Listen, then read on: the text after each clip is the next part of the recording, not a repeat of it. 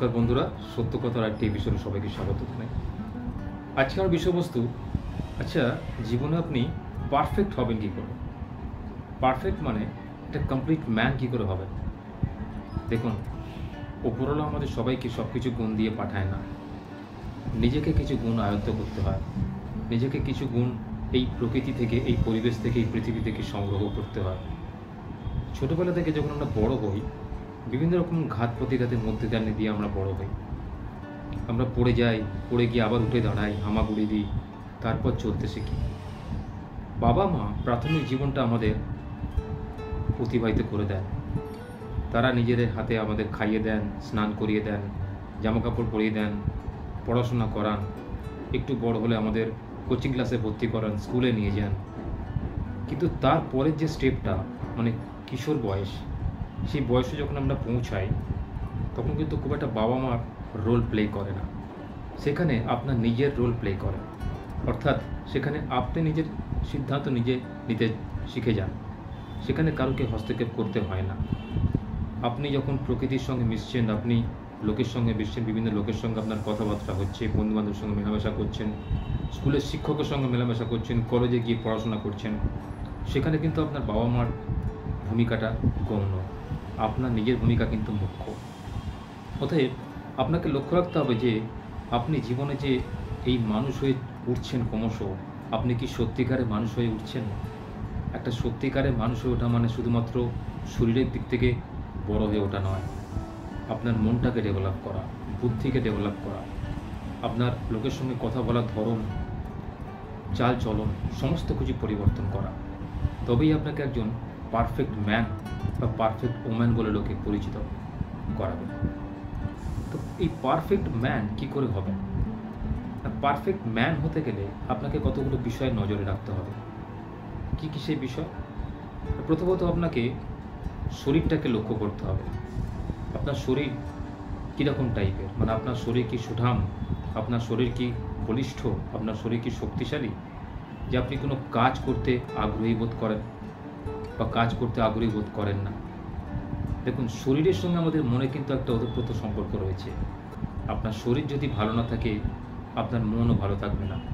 আপনার মন যদি চাঙ্গা না থাকে, আপনি কোনো কাজেতে এনার্জি পাবেন না, উৎসাহ পাবেন না, উদ্দীপনা পাবেন না। এটা কিন্তু বিজ্ঞান বলে। শরীরের সঙ্গে আমাদের মনের একটা ওতপ্রোত সম্পর্ক রয়েছে। আপনি লক্ষ্য করবেন, বিশ্বের যত বড় বড় শিল্পপতি, সাহিত্যিক, তারা কিন্তু সবাই শরীরের দিক থেকে খুব বলিষ্ঠ। শরীরের দিক থেকে বলিষ্ঠ না হলে কেউ কোনো সৃষ্টি করতে পারে না, কেউ কোনো নতুন কাজে উন্মাদনা পায় না, উৎসাহ বোধ করে না। তো প্রথমেই আপনাকে নিজের শরীরের প্রতি নজর রাখতে হবে। উল্টোপাল্টা খাওয়া, রাত পর্যন্ত জেগে থাকা, যেখানে সেখানে চলে যাওয়া, যেখানে সেখানে খাওয়া, অনেকক্ষণ ধরে রোদ্দুরে দাঁড়িয়ে থাকা, অনেকক্ষণ ধরে বসে থাকা, শারীরিক পরিশ্রম না করা, এতে কিন্তু আপনার শরীরের মেটাবলিজম কমে যাবে, অর্থাৎ শরীরের সহন শক্তি, শরীরের যে উদ্দীপনা, শরীরের যে গ্ল্যামার, সেটা কিন্তু কমে যাবে। এক্ষেত্রে আমাকে লক্ষ্য রাখতে হবে যে অন্তত রোজ আধ ঘন্টা করেও যোগা, প্রাণায়াম অথবা কোনো ভারী যন্ত্র নিয়ে নিজের শরীরচর্চা করা। যদি খুব ভোরবেলা উঠে আপনি শরীরচর্চা করতে পারেন তাহলে খুব ভালো হয়। নাহলে দিনের শেষে আপনি কাজের শেষে বা রাত্রিবেলায় এসেও করতে পারেন। বা আপনি যদি ধ্যান করতে পারেন খুবই ভালো, আধ ঘন্টা 1 ঘন্টা ধ্যান করাই যায়। কিন্তু তার জন্য আপনাকে কিছু নিয়ম পালন করতে হবে।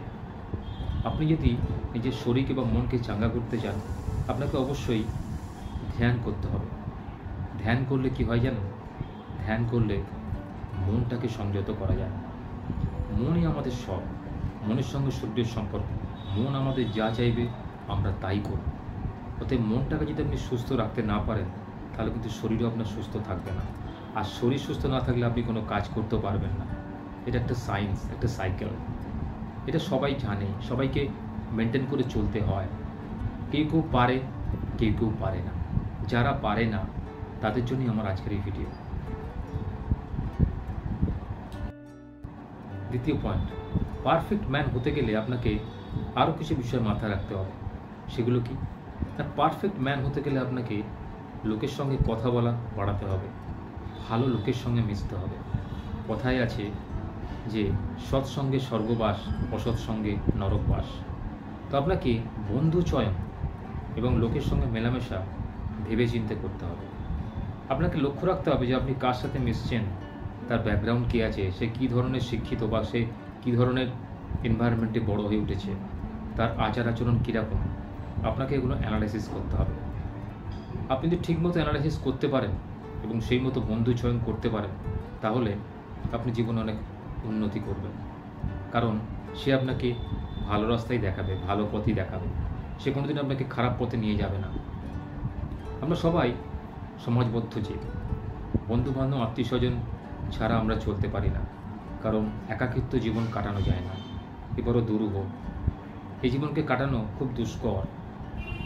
একমাত্র যারা মদাসক্ত, যারা অন্যায় অবিচার করে বেড়াচ্ছে, তারাই একা থাকতে ভালোবাসে।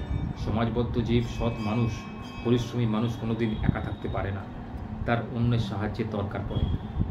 তো আপনাকে লক্ষ্য রাখতে হবে এই বন্ধু চয়ন করার সময় আপনি সঠিক বন্ধু চয়ন করবেন। আমি যখন খুব ছোট ছিলাম, খুব ছোট বলবো না, যখন কলেজ লাইফে কিছু বন্ধুর সঙ্গে পরিচয় হয়েছিল, মানে কলেজ বন্ধু যাকে বলা হয়, তার বাড়ি এখানে না, অন্য জায়গায় বাড়ি, আমাদের তো অঞ্চলে বাড়ি নয়। তো বর্তমানে আমি থাকি আন্দুল এলাকাতে। আপনারা সবাই জানেন যে আন্দুলে বিখ্যাত রাজবাড়ি আছে, সে এলাকার আমি বাসিন্দা, স্থায়ী বাসিন্দা। তো এই কলেজ সূত্রে কিছু বন্ধুর সঙ্গে পরিচয় হয়েছিল। তো কিছুদিন পর তারা আমাকে তাদের সঙ্গে মানে আড্ডা মারার জন্য ডাকতো। প্রথমত আমি না করতাম, তারপর যেতাম। তো কিছুদিন যাওয়ার পর থেকে তাদের মধ্যে একটা মেন্টালিটি লক্ষ্য করেছিলাম যে তারা খুব মদাসক্ত এবং তারা সেই অন্যায় পথেতে আমাকেও টানতে চেয়েছিল। তাই বিষয়টাকে খুব একটা গুরুত্ব দিই। প্রথমে তাকে অনেক বুঝিয়েছিলাম যে মদ খেলে বা মদাসক্ত হলে কী কী লক্ষণ দেখতে পাওয়া যায় তার শরীরে, বা কী কী অপগুণ দেখতে পাওয়া যায়, বা কী কী ক্ষতি হয়, বা এতে সমাজে কী ক্ষতি, পরিবারে কী ক্ষতি হয়। তো বোঝানোর পরও দেখলাম তারা আমার পিছু ছাড়ছে না। তখন বাধ্য হয়ে বুঝতে গেলাম যে তাদের এই করার কারণটা কী। তারা চাইছে তারা যে অন্যায় অবিচারের পথে চলেছে, আমাকেও সেই পথে চলতে হবে। সেটা আমি মেনে নিতে পারিনি। আমি তৎক্ষণাৎ সিদ্ধান্ত নিয়েছি সেই রাস্তা পরিত্যাগ করব। সেরকম বন্ধুকে আমি ত্যাগ করব। আমার দরকার নেই সেরকম বন্ধু যে আমাকে খারাপ পথে নামানোর চেষ্টা করে। আপনিও তাই করবেন। যদি আপনাকে কেউ কোনো জোর করে অন্যায় কাজ করার জন্য প্রলুব্ধ করে বা জোর জবরদস্তি করে, তার কাছে যাবেন না। আপনি চেষ্টা করবেন নিজের পায়ে নিজে দাঁড়াতে। এমন বন্ধু খুঁজবেন যে আপনার জীবনে উন্নতি নিয়ে আসবে, যে আপনার জীবনে আলো দেখাবে, আশার আলো দেখাবে, অন্ধকার জগতে টেনে নিয়ে যাওয়া নয়। এটা বন্ধুত্বের পরিচয় নয়। বন্ধু মানে সেই যে আপনাকে বিপদে সাহায্য করবে, আপনার সঙ্গে থাকবে, আপনার সমস্ত বিপদে সে সাথী হবে। আর যারা এর বিপরীত করে, তাদের কোনোদিন বন্ধু বলে পরিচয় দেবেন না, তারা বন্ধুরূপী শত্রু। এইসব লোক সমাজের যেমন কলঙ্ক, সেই সব সমাজ কোনোদিন স্থায়ী হয় না, কোনোদিন উন্নতি করতে পারে না। সবসময় চেষ্টা করবেন সঠিক বন্ধু চয়ন করা। তৃতীয় পয়েন্টে আসি যে আপনাকে পারফেক্ট ম্যান হতে গেলে আর কী হতে হবে। প্রথমত আপনাকে আপনার জ্ঞান বাড়াতে হবে। আপনি যদি একজন পারফেক্ট ম্যান হন, আপনার সঙ্গে অনেকেই দেখবেন বন্ধুত্ব করতে আসছে, নতুন করে সম্পর্ক করতে আসছে, আপনাকে সবাই পছন্দ করবে। তা আপনি যদি পছন্দের পাত্র হতে চান, অপরের পছন্দের পাত্র হতে চান, আপনাকে একটা জিনিস লক্ষ্য করতে হবে যে আপনি তাদের পছন্দের পাত্র হবেন কেন, কেন তারা আপনাকে পছন্দ করবে। দেখুন, যে দুটো প্রথম পয়েন্ট বললাম যে রূপ কিন্তু উপরওয়ালার দাম, সেখানে আপনার হাত নেই। আপনি সুন্দর হবেন না সুন্দর হবেন না, আপনি কোটিপতি হবেন না গরিব ঘরে জন্ম হবে, এটা কিন্তু ডিপেন্ড করে না। কিন্তু বাকি যে দুটো জিনিস বললাম, যে জ্ঞান আর হচ্ছে বুদ্ধি আর হচ্ছে তোমার চারিত্রিক বৈশিষ্ট্য, এটা মানুষকে আয়ত্ত করতে হয়। বিভিন্ন রকম পড়াশোনার মাধ্যমে, বিভিন্ন রকম জ্ঞান অর্জনের মাধ্যমে মানুষ এই চারিত্রিক বৈশিষ্ট্য প্রাপ্ত হয়। তো আপনাকে চেষ্টা করতে হবে নিরন্তর এই দুটো জিনিসের উপর নজর রাখা। যত আপনি নিজের জ্ঞান বাড়াবেন, যত নিজের ব্যক্তিত্বকে বাড়াবেন, দেখবেন অটোমেটিক্যালি আপনার চেহারার মধ্যে একটা গ্লো আসবে। আপনি সবার পছন্দের পাত্র হয়ে উঠবেন। আপনার সঙ্গে সবাই কথা বলতে আগ্রহ বোধ করবে। আপনার ব্যক্তিত্ব, আপনার চালচলন সবাইকে মুগ্ধ করবে। তাই মুখেতে সবসময় মিষ্ট কথা রেখে জ্ঞানদীপ্ত কথা বলার চেষ্টা করুন। যে কোনো কথা বলার সময় সবসময় জ্ঞানের উন্মেষ ঘটান। উত্তরটা এমনভাবে দেবেন টু দি পয়েন্ট অ্যান্সার, কিন্তু অথচ তার মধ্যে সলিউশন রয়েছে। এভাবে আপনাকে চললে আপনাকে সবাই মান্যগণ্য করবে, সম্মান করবে, আপনার সঙ্গ পেতে সবাই ইচ্ছা করবে। সেখানে আপনি পারফেক্ট ম্যান হিসেবে সবার কাছে চিহ্নিত হবেন। চতুর্থ পয়েন্ট, পারফেক্ট ম্যান হতে গেলে আপনাকে তর্ক করা থেকে দূরে থাকতে হবে, মিতভাষী হতে হবে। আপনি পারফেক্ট ম্যান হতে চাইছেন অথচ অযথা কাউকে গালাগালি দেন, তর্ক করেন, রেগে যান, এসবগুলো করলে কিন্তু চলবে না। এটা কিন্তু পারফেক্ট ম্যান হওয়ার মোটেই গুণ নয়। পারফেক্ট ম্যান সেই হবে যে সব বিষয়ে মাথা ঠান্ডা করে বুদ্ধি দিয়ে অবস্থার পরিপ্রেক্ষিতে জিনিসগুলোকে বিচার করে, সব কিছুতে সে বুদ্ধি অ্যাপ্লাই করে, সেই হচ্ছে পারফেক্ট ম্যান। জীবনে বাঁচতে গেলে এই পারফেকশন কিন্তু খুব জরুরি। যে পারফেক্ট ম্যান হয় সে জীবনে তার নিজের রাস্তা দেখে না, জীবন পথের সমস্ত সমাধান সে করে ফেলতে পারে। তার কাছে কোনো সমস্যাই সমাধান না হয়ে যায় না। বিবেকানন্দ কি বলেছিলেন জানেন? যে পারফেক্ট ম্যান হবে তাকে তার রাস্তা সে নিজেই খুঁজে দেবে, তাকে অন্য কেউ খুঁজে দেওয়ার দরকার পড়ে না। কারণ সে অপরের কথায় নাচে না, অপরের কথায় বিশ্বাস করে না। তার চলার পথে যদি কোনো প্রবলেম থাকে, সমস্যা থাকে, সে নিজেই সেটা সমাধান করতে পারে তার বুদ্ধি দিয়ে। কখনোই কাউকে অযথা গালাগালি দেবেন না। এটা দিলে আপনি নিজের কাছে নিজেই ছোট হয়ে যাবেন। আপনি যে পারফেক্ট ম্যান হতে চলেছেন বা আপনি হতে চান সেটা কিন্তু এর পরিপন্থী জানবেন। তো সবসময় মুখেতে মিষ্ট ভাষা, ভদ্র ভাষা ব্যবহার করবেন। কারোকে অযথা না জেনে মনে কোনোদিন আঘাত দিয়ে কথা বলবেন না। এটা কিন্তু পারফেক্ট ম্যান হওয়ার লক্ষণ নয়। যারা পারফেক্ট ম্যান হয় তারা কিন্তু সবসময় নিজের ভুল দেখে। মা সারদা কি বলে গেছেন? দোষ কারো দেখো না, দোষ নিজের দেখো। আপনি ভালো তো জগৎ ভালো। হয়তো আপনি যেখানে কাজ করেন সেখানে কোনো কারণে আপনার চাকরি চলে গেছে, বা সেই যেখানে কোনো কারণে আপনি অপমানিত বোধ করছেন, আপনি ভাবছেন আপনার এমপ্লয়ার আপনাকে অপমান করেছে, কিন্তু একটু বিচার করে দেখুন তো কি গরিত কাজ আপনি করেছেন বা কি ভুল আপনার দ্বারা হয়েছে যার জন্য তিনি অতটা রেগে গেছেন আপনার উপরে। সেই জন্য নিজের কাজ সম্পর্কে সচেতন থাকুন। যে কাজটা করবেন মন দিয়ে করবেন, সম্পূর্ণ 100% তার মধ্যে ডিভোট করবেন নিজের ইচ্ছা শক্তিকে, বুদ্ধিকে। কোনোদিন একটা কাজ করতে গিয়ে অন্য কথা চিন্তা করবেন না, তাহলে দেখবেন আপনার কাজটা কোনোদিন মন্দ হবে না। 100% অ্যাকুরেসির সঙ্গে আপনি কোনো কাজ করতে পারবেন। এটাই কিন্তু কোনো এমপ্লয়ার চায়। সেই যে কোম্পানিতে তার কোনো লোককে হায়ার করছে, সে যেন তার কাজটা সঠিকভাবে করতে পারে, যার জন্য সে তাকে পে করতে রাজি আছে।